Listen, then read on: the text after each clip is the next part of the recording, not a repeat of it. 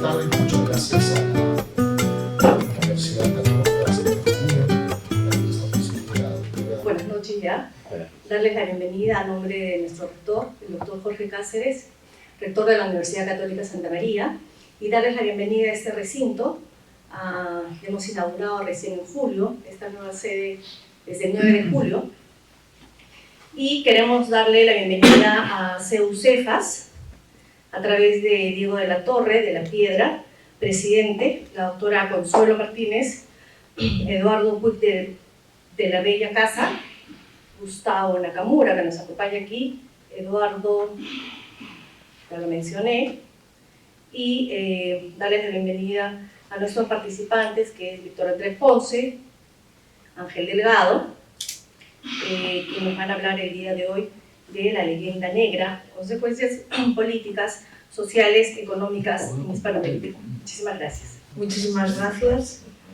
Gracias por estar aquí, por acogernos, por visitar también esta nueva sede arequipeña de esta estupenda universidad con la que seguro vamos a poder trabajar, vamos a poder hacer cosas aquí en Lima, en esta nueva sede, y probablemente, si nos acogen, en Arequipa también, ¿no? Esa es nuestra intención, una intención de colaboración, y es para nosotros también un grandísimo placer poder empezar nuestra andadura en lo que va a ser nuestro capítulo regional, que va a abarcar toda Hispanoamérica, pero desde Perú. Nada mejor que empezar desde Perú nuestra actividad de implementación del Instituto de Estudios Americanos. Así que muchísimas gracias a todos por acogernos y por estar en tan buena compañía.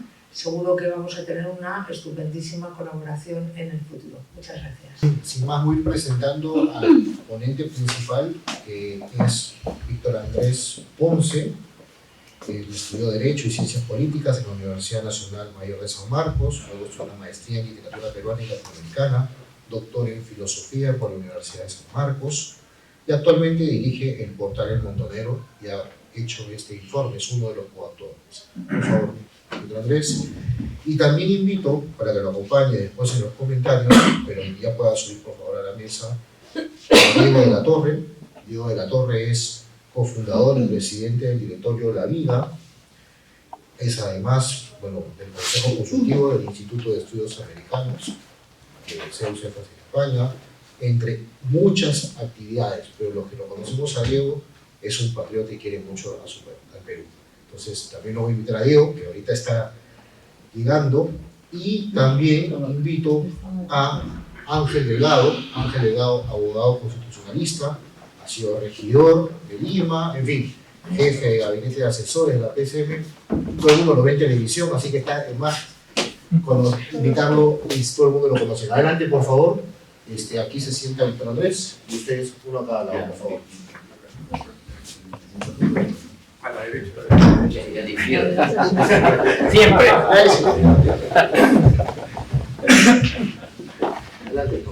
Siempre. Bueno, muchas gracias al CEU Cefas, gracias a todos por esta invitación. Yo muy honrado de estar aquí, ¿no? Además se me da la oportunidad de presentar este documento.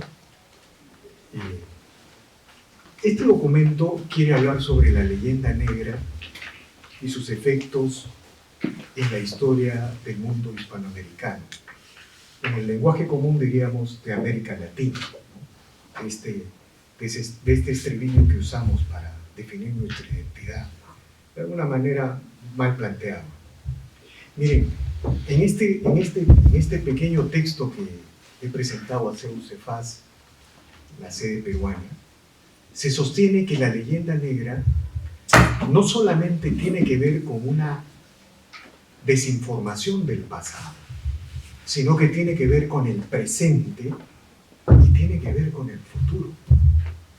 Es decir, la leyenda negra en Hispanoamérica y en el Perú está destruyendo nuestra visión del pasado, nuestro entendimiento del presente y nuestra proyección del futuro.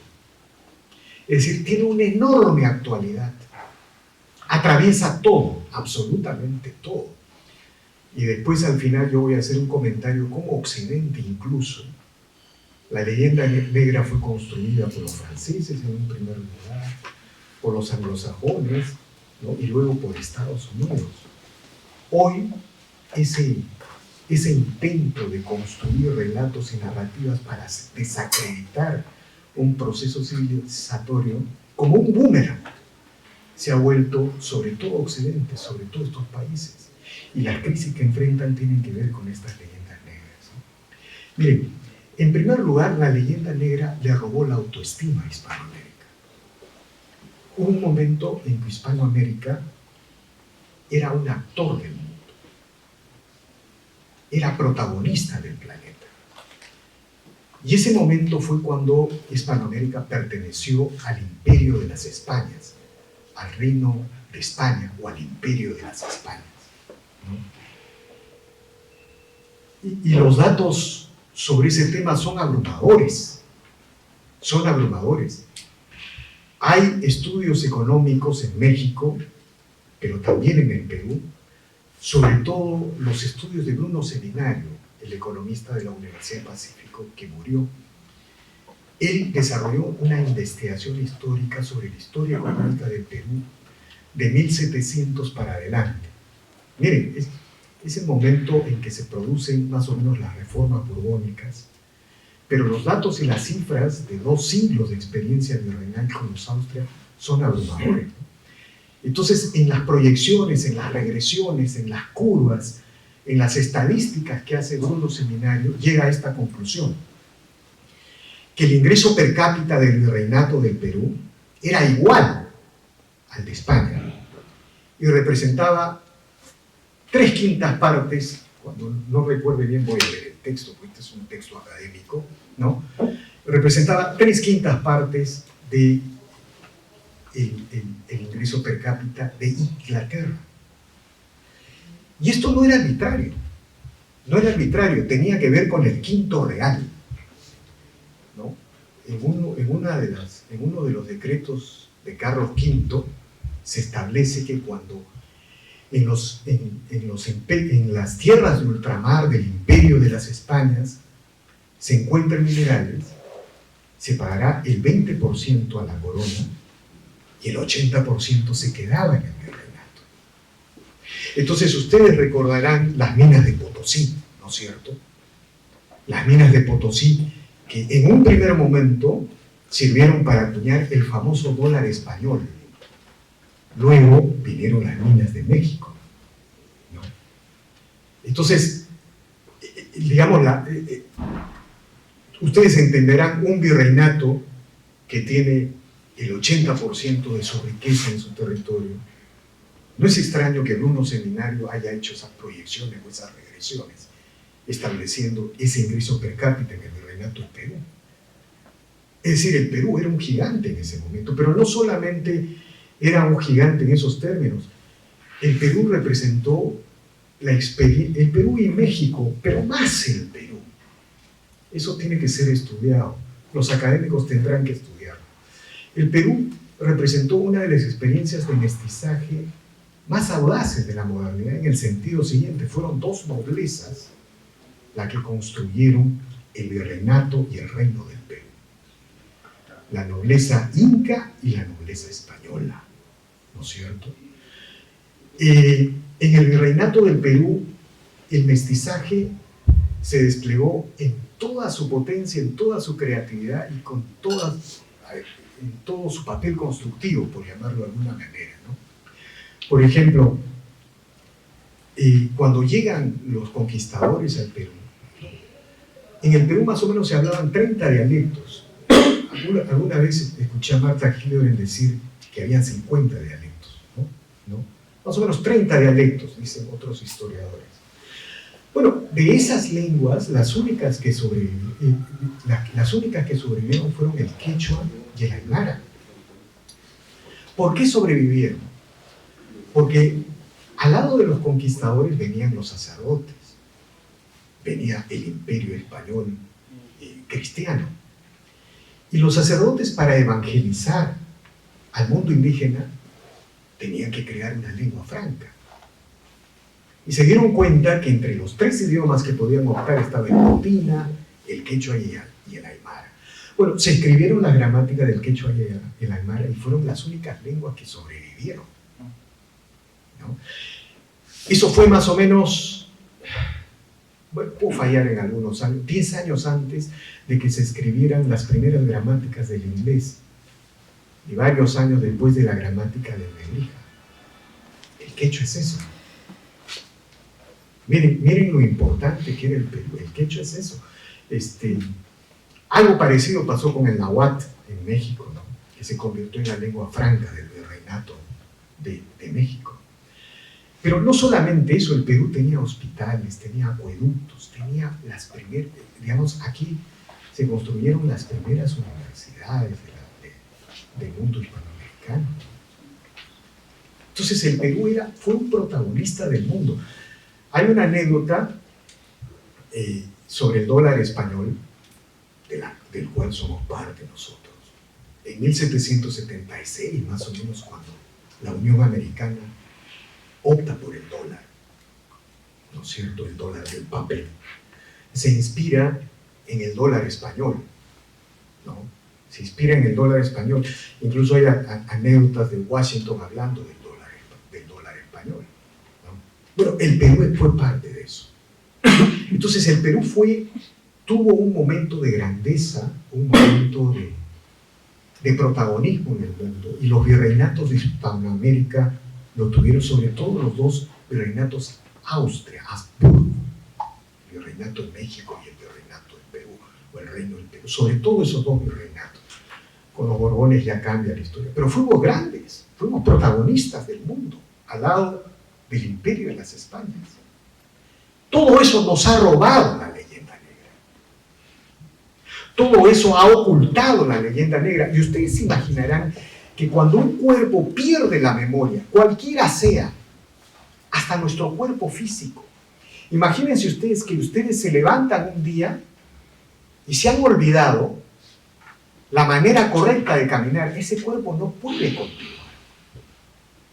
Peor en las sociedades, en las corporaciones. Al Perú le robaron su memoria histórica, a Hispanoamérica le robaron su memoria histórica. Y esa leyenda negra es la causa de un siglo XIX de profundo declive y destrucción de Hispanoamérica. Ahí está la causa.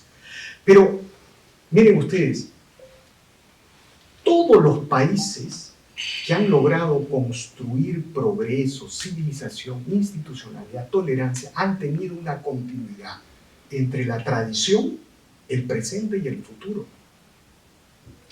Miren, la Revolución Inglesa se hizo con un solo objetivo: preservar las instituciones que los ingleses habían construido desde la Carta Magna hacia adelante.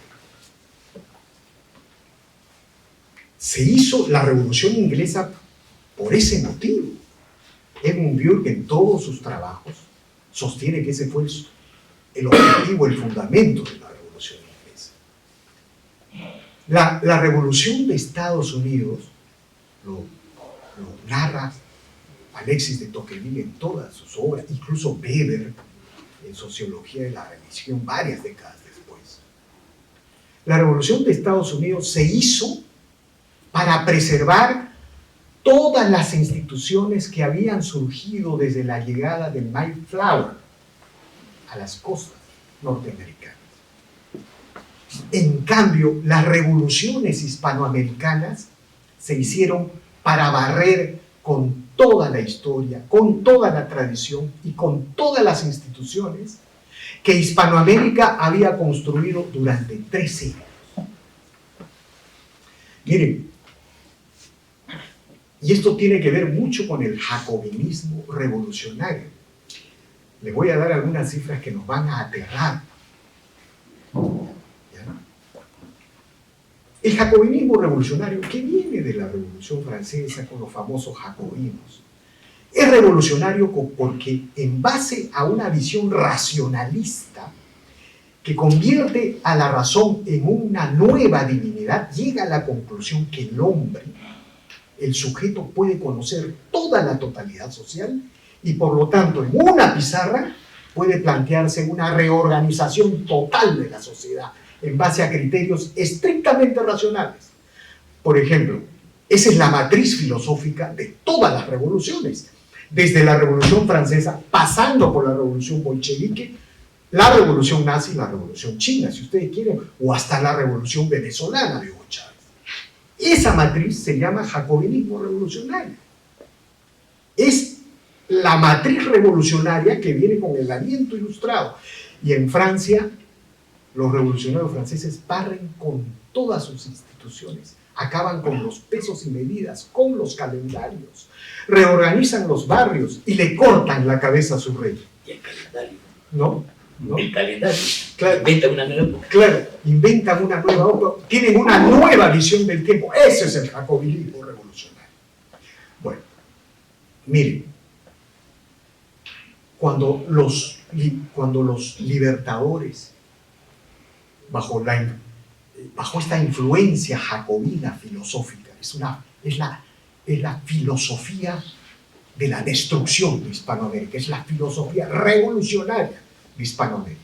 Miren, un virreinato era un sistema republicano. Si uno mira a Platón, a Aristóteles, a Santo Tomás, antes de los teóricos del contrato social de la Ilustración, ¿no? Y si uno mira a los escolásticos, como Suárez, por ejemplo, uno inevitablemente llega a la conclusión que el sistema de gobierno en un virreinato era un sistema de controles y contrapesos de poder. El virrey gobernaba venía una propuesta del Consejo de Indias, el rey lo designaba con su Consejo de Indias, pero ese virrey tenía juicio de residencia. Al lado de ese virrey había la audiencia, los oidores, pero aquí lo más importante, la República de Indios y la República de Españoles. Todos se controlaban, todos se contrapesaban. Por eso, digamos, la historia de los virreinatos, sobre todo de los altos, es una historia, bueno, Cortés tuvo el juicio de residencia, ¿no? La historia de los virreinatos es ese juicio de pesos y contrapesos de disputas judiciales por las tierras. ¿Qué hacen los jacobinos revolucionarios? Ignoran todas estas instituciones, las 7 partidas, ¿no? La recopilación de las leyes de Indias, toda la normatividad que atravesaba toda la sociedad, lo ignoran bajo una concepción de un igualitarismo y de una visión de la libertad absoluta abstractas. La idea de la nación, que nunca había existido en el Perú, se aplica a rajatabla, la idea de la soberanía popular y la idea de la división de poderes en un sistema representativo. Todo un influjo ilustrado. Las únicas revoluciones jacobinas revolucionarias en Occidente son las francesas y las hispanoamericanas. Por ejemplo, miren, la cosa choca de tal manera y colisiona con la realidad. Miren, les voy a poner algunos ejemplos. En la Constitución de 1823 del Perú, la primera Constitución, y acá estamos con constitucionalistas, la visión que había era una visión asambleísta. Se entregaba todo el poder a la asamblea siguiendo la tradición jacobina francesa. El poder ejecutivo ni siquiera tenía iniciativa para presentar leyes. Esa era la Constitución. O sea, todo el poder a la asamblea en la Constitución de 1823.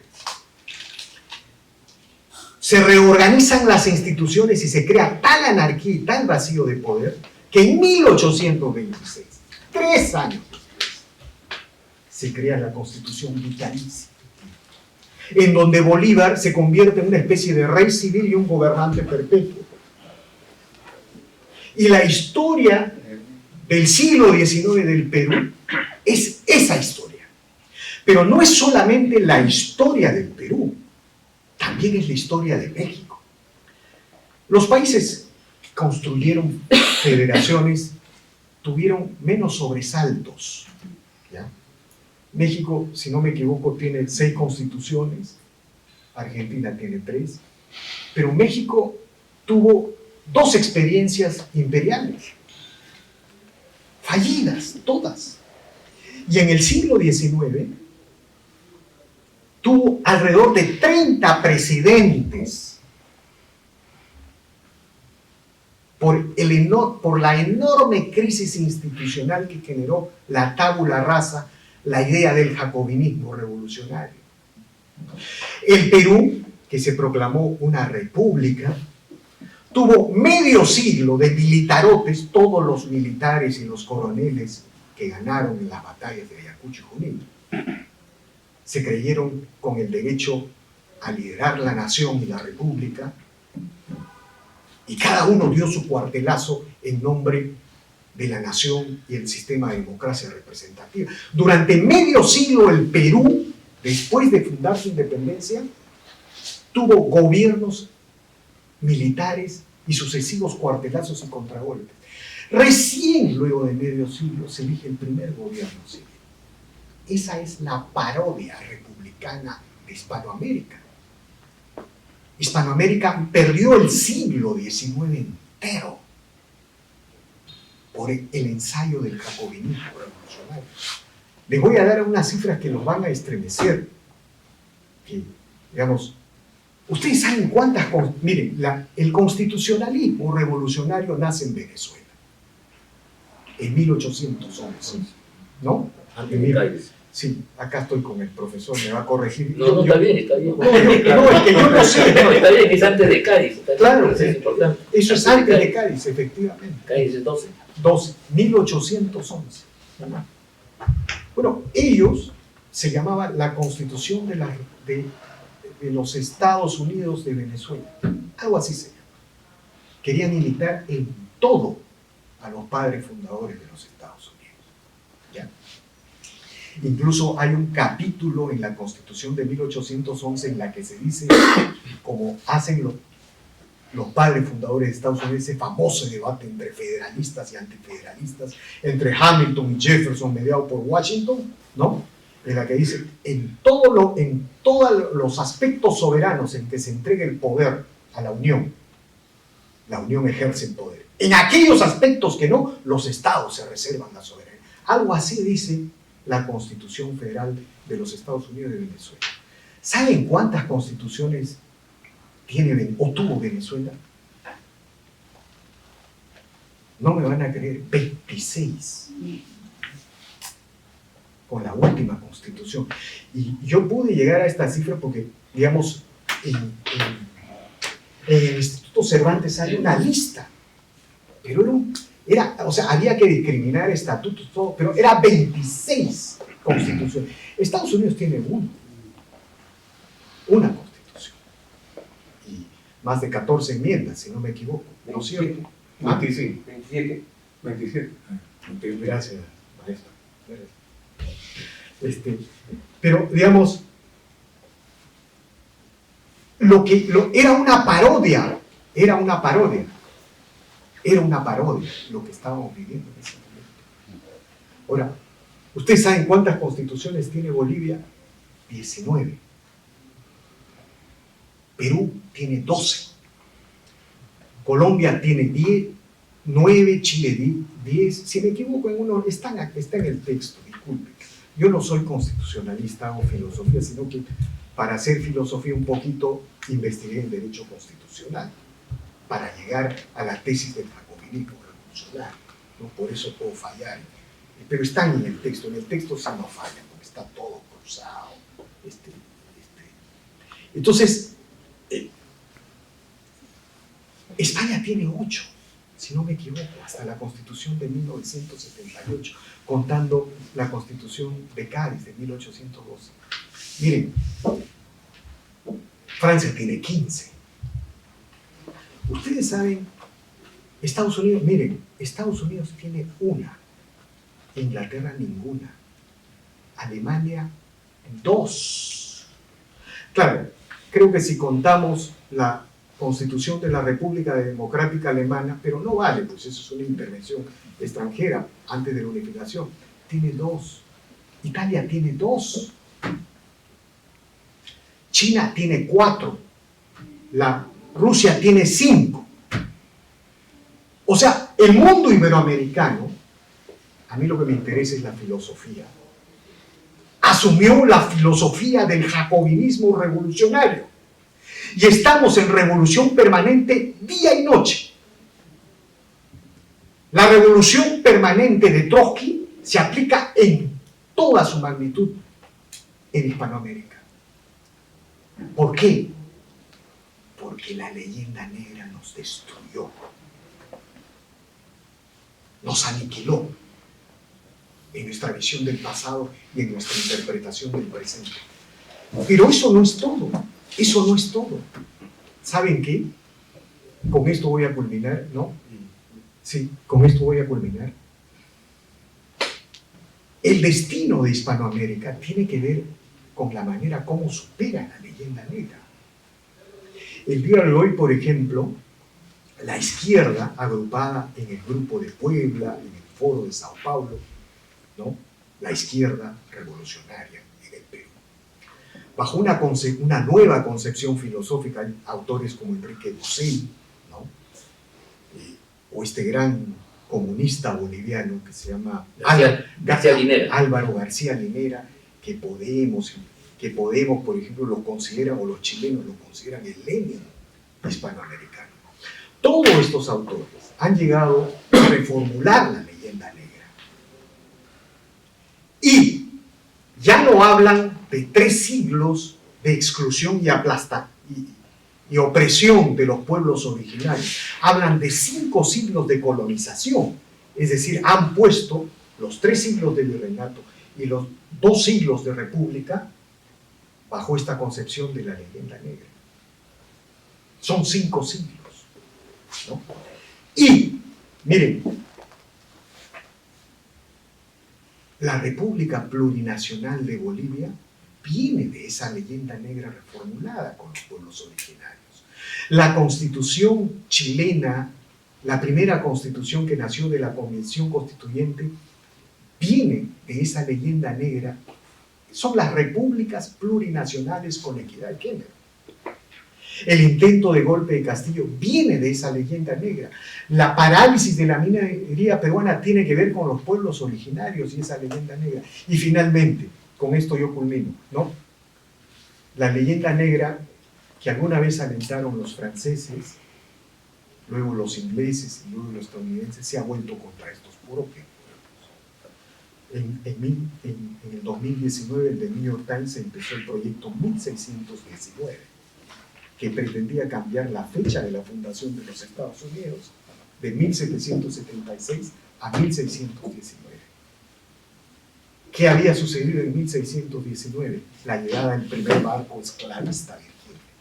Es decir, querían refundar el país de Washington, Hamilton, Jefferson sobre el esclavismo, a pesar que hubo una de las guerras de secesiones más feroces en la historia humana contra el esclavismo y a pesar de la muerte de Lincoln, ¿no? Entonces la leyenda negra está aquí, estuvo ayer y va a estar en el futuro. Por lo tanto, el trabajo que han iniciado Diego Latorre acá, en colaboración con nuestros amigos de España, es fundamental.